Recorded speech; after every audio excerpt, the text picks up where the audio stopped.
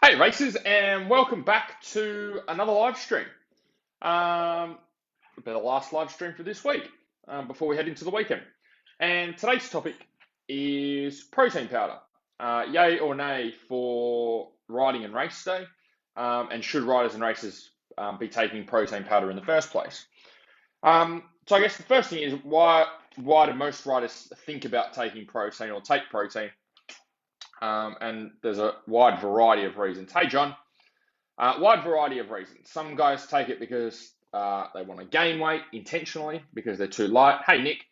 Other riders take it because they might feel it helps with recovery. Other people might take it because they feel it helps with energy. Other people might have protein because, hey, Mickey, because they don't get in proper meals and they use it as a meal replacement. People use protein powder for all sorts of reasons. When it comes to racing, I'm just going to put this aircon on and take my jumper off because it's always get a bit warmer once I start doing videos and moving around and talking and shouting. Hey, Rowan. Hey, James. Good to see a few of you guys on here on a Friday afternoon.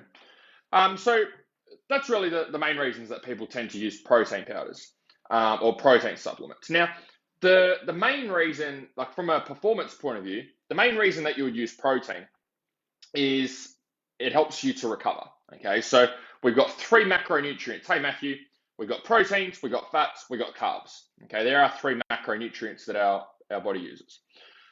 Fats and carbs mostly used for energy. Okay, and protein is what's used for recovery and allowing our body to repair itself could be from riding, could be from training. Anytime it's gone through a lot of stress, a lot of physical activity, protein is the building blocks for getting you back to where you were before, getting you back to 100% again. And in the case of doing training and fitness, hey, David, hopefully a little bit better than where you were before. So protein is the building blocks for that. So when it comes to a protein supplement, okay, well, first of all, that's the whole goal of protein. You can get protein in different forms. You can get protein from a protein powder. You can get protein from plants. You can get protein from eating meat, okay? You can get protein in many different ways. Some sources better than others. Hey, Sean. Hey, David. So the reason that you'd use, hey, James, the reason that you'd use a protein powder over a food like a steak, for example, is because it's ease of digestion. And that's really the only reason that you would use a protein powder. So when you go and train, when you go and do exercise, when you go and ride, when you go and race, your body's being put under a lot of stress. And because your body's under a lot of stress, your digestive system shuts down and isn't working. Okay, that's why you don't feel hungry. Like when you've done really intense exercise or you've gone out and just done a hard ride, hey, Luke, just done a hard race, you don't feel like eating. Okay, the reason you don't feel like eating is because your body is under stress from riding and racing. So your digestive system doesn't work. Now, the reason it doesn't work is if we go back to the caveman days, it's a safety mechanism. So to digest food, it takes a lot of energy from your body. So you'll notice, any of you guys that have kids, I've got a little 8-month-old, right? Plenty of energy to be able to get through the day and go and play with their toys and do all that sort of stuff. But what happens is, if you want to get them to sleep, for a majority of kids, if you want to get them to sleep, usually if you give them some food, that will help them to fall asleep, okay, in comparison to not giving them food. And that's because it sucks energy from other systems. So they have less energy because they're trying to digest that food that's gone into their stomach. And the same thing happens. For us in terms of how our bodies are designed. When we're digesting food, it takes energy from other areas of our body and uses it in our digestive system to break down nutrients, extract them, and send them out to the rest of our body. So what happens is when we trigger that stress response, hey Shane, is our digestive system stops working. I know I've repeated myself a little bit with that, but hopefully you get it by now. The digestive system stops working. And the reason that it stops working is because when your body's under a stress response, it's perceived that your body thinks that it's under attack. So if we go back to caveman days, it thinks it's going to get attacked by a lion and maul you to death.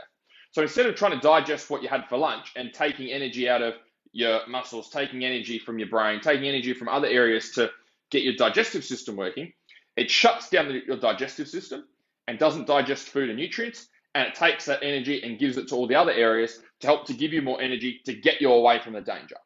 Once you're away from the danger and your stress has dropped back down, then your digestive system starts to work And that's when you start to break down food and feel hungry again. But if you're always stressed, you never feel hungry. Okay, it's like if you're anxious or nervous as well, you get that feeling in your tummy where you don't feel like eating food. So when you go and ride, you trigger that stress response and your digestive system doesn't work. So if you were to go and race and then straight after a race you were to get a steak in, number one, it's probably not going to be doable or achievable. Like, let's be honest here. Who's going to get a steak cooked quick enough, well enough, unless you've got a whole team there and be able to get it in on time? Even if you did, even if you had a chef at the track with you to get a steak ready, even if you did have that steak on time straight after you finished your race, the thing that's going to happen is because your digestive system's not working yet, your body's not going to break down that food. It's just going to sit here, okay? Sit up here and you're going to feel like shit. You're not only going to feel like shit, but your body, because your body's not breaking down the food, it's not able to get the protein and the nutrients that it needs shuttled to the muscles around the body to help them to recover, which defeats the whole purpose of having it. So the reason you use a protein powder instead of having a steak is protein's already broken down into powder form. And so because it's already in powder, it's already broken down and we can have it with liquid, it bypasses the digestive system. So the amount of digestion that's required to have a protein shake is much, much, much, much, much lower than having a steak. So because it's much easier to digest and break down for the body is able to get protein and nutrients, hey Lee, a lot quicker, a lot more efficiently than what it normally would. And that's the only reason you use a protein shake. If that makes sense, guys, just give me a thumbs up on the video. That would be great. Let me know we're all on the same page and it all makes sense. Any questions you've got, post them down below in the comments, and I'll make sure I get them answered for you. Common mistakes that I see with protein, people taking protein, or beliefs, is they think they're going to get massive. Hey Nathan, by having protein. Protein is not going to get you massive. Do bodybuilders take protein? Yes, they do. Protein will help, hey Neil, will help you to repair any muscles that have been damaged or broken down, okay, through exercise. Now, whether those muscles get bigger or whether they get stronger is not based purely on protein, okay? It's based on the type of weight training that you do. So if you go and do a heap of isolation work and bicep curls and tricep extensions and do that sort of training and have an arm day, a leg day, a shoulders day, a chest day, and all that sort of stuff, then yes, you are going to get bigger. But it's down to the training, not down to the protein. Okay, if you want to get stronger and you do things like squats and deadlifts and overhead presses and bent over rows and things like that, then you will get stronger, okay, rather than putting on size. So protein is the building blocks for muscle, but it's not going to make you bigger. Protein is not a steroid, okay? Protein helps you to recover. So think about training. When you go and train, training tears your body down. Hey, Troy, okay? Training tears your body down. What I mean by that is when you go into training at the start of a session, you train for an hour, your body is less capable at the end of that hour because you're fatigued, right? So what's happened is you go in with this level of ability, you go and train, which tears you down, tears your body down, okay? And your body is now capable of doing things down here compared to being up here before. Now, what protein does is protein helps you to recover and get back up, and you should be coming back slightly higher than where you started. And that's how you get fitter, faster, and stronger, is that's the whole process. You go and train, which tears you down. You get a whole heap of protein and good quality foods that builds you up slightly heavier. You come back down again because you trained again. You come back slightly higher. And that's how training works. It's just tearing down your body, and then we're giving it the tools it needs to be able to recover. And that's protein. So protein can also be used not just after a ride or after a race, but also after your training sessions. So if you're doing all your gym work, you're going cycling, doing whatever you're doing during the week, having a protein shake directly after training will give your body the building blocks it needs to start recovering. So you've got less soreness, less fatigue, improved performance, and then you can, the end goal is if you want to feel better the next day, so you can keep up your training, not go and train every day and feel like you've just done 10 rounds with Mike Tyson. That's really all there is when it comes to protein. Hey, David. Does that make sense, guys? Just give me a thumbs up if it all makes sense. Any questions when it comes to protein supplements or supplementation? Anything I've gone through at all? Any questions can be to do with what we've done today, or if it's to do with anything else, then I'm happy to answer those questions as well, since it's a Friday. Awesome, Gareth, makes sense. Sweet. Carl, good to have you here. Protein bars are another option. Thing I don't like about protein bars is your body still has to digest them, right? So I used to have protein bars on race day, not because I knew what they did. Hey, Chris, I just used to take them because I was like, oh, it's going to give me energy. Protein's not going to give you energy, okay? Carbs and fats can give you energy, but protein's not going to give you energy directly. Um, Protein helps you recover. It's a recovery tool. So if you want to recover better, which you all should, especially if you're doing motocross events, enduro events, um, then it should be one of the things that you have in your arsenal. Gareth, high carb protein on race day. Correct. So what you want to do, so what I do with our guys is after every, so let's say it's a, I don't know if you do motocross or enduro, maybe just let me know, Gareth.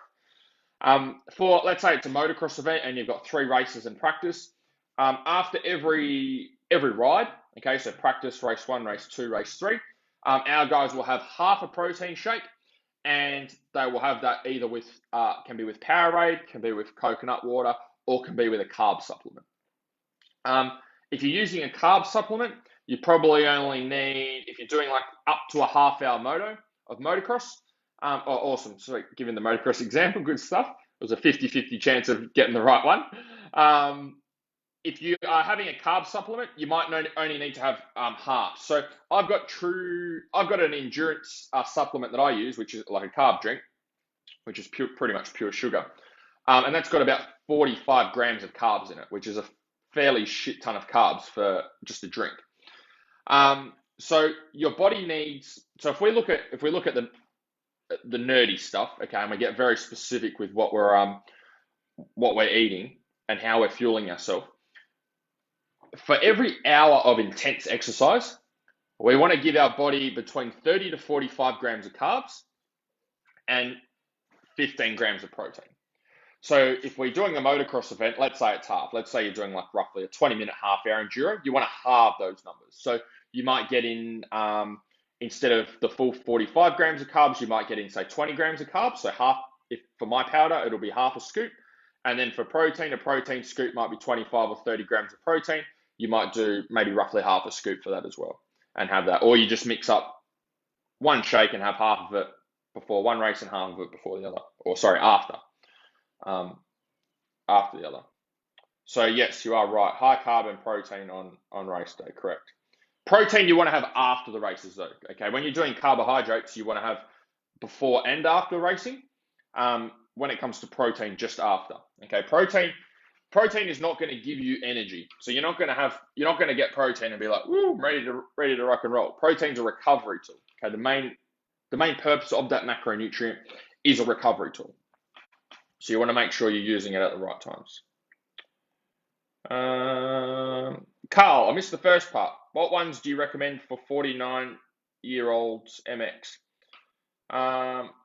What type of protein? Is that what you're asking? Hey, Macca, if you're asking what type of protein, if that's your question, just give me a thumbs up if that's the question that you're asking, Carl.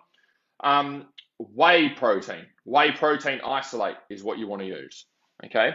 The reason whey protein over all other proteins, fast and easily digested by the body as long as you don't have any issues with dairy. And that's the one that has all the research behind it that says it's the best, gets to your muscles the quickest, helps you recover, blah, blah, blah, blah, blah. There's casein protein, which is another type of protein, but that's not ideal for after racing. That's a slow digesting protein. You can use that before bed if you want to have a protein then, or even use it as more of a meal replacement. Whey protein is very rapid, and that's what you want. So when your body's been under stress and it's fatigued and it's craving nutrients, it's craving building blocks. So we want something that gets to them really, really fast, not something that's going to take a lot of effort for your body and string it out over the next few hours. So whey protein is the go. Whey protein isolate is what I use. You can get concentrates, but the isolate is the more broken down or more pure form.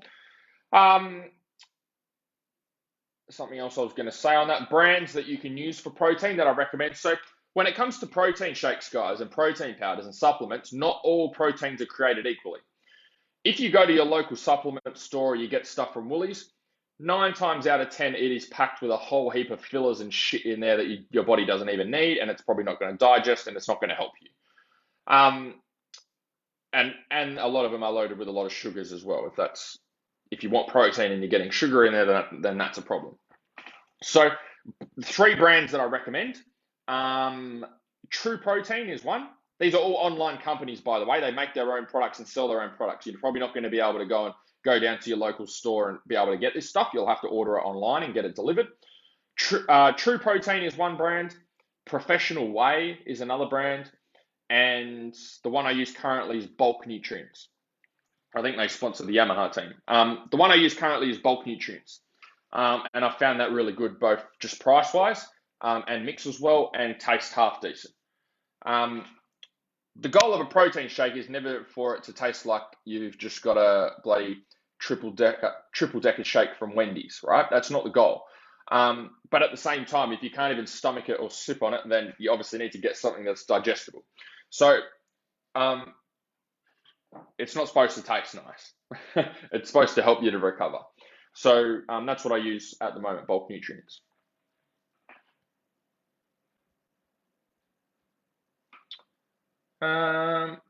Any other questions, guys? What else have we got? Anything else I can help you guys with? Training, riding, racing questions, anything to do with protein powder that I haven't tackled so far? I think I've covered a reasonable amount of ground when it comes to protein. Is there anything I've missed? Or any questions you've got in terms of how to apply it to your racing or your particular type of riding? Any awesome, Carl. Well, too bad. James is here in the secrets as well. Hey, he's on the same call, so hopefully both of you are up the front.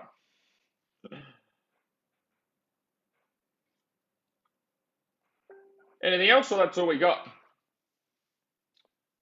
I think I've covered everything when it comes to plant-based proteins you can get. I don't recommend them unless you're a plant-based eater and you don't eat meats. Then whey protein is going to be a much better source for you to get your protein in. You can get all different types of plant-based proteins. You can get pea protein. I think there's like hemp protein and things like that. But if you want the best, it's whey protein. That's where it's at. Cool. All right. That looks like it might be it for questions then. Hopefully you guys enjoyed this video. If you did, please give it a thumbs up if you haven't already. If you're on YouTube, hit the subscribe button so you can see all my future videos. As always, anyone needs help with their training, you'd like to work with me, feel free to send me a private message. Let me know what you're working towards with your riding, and I'll see if I can help. Otherwise, have a good weekend, guys. Behave yourselves, and I'll see you next week. See ya.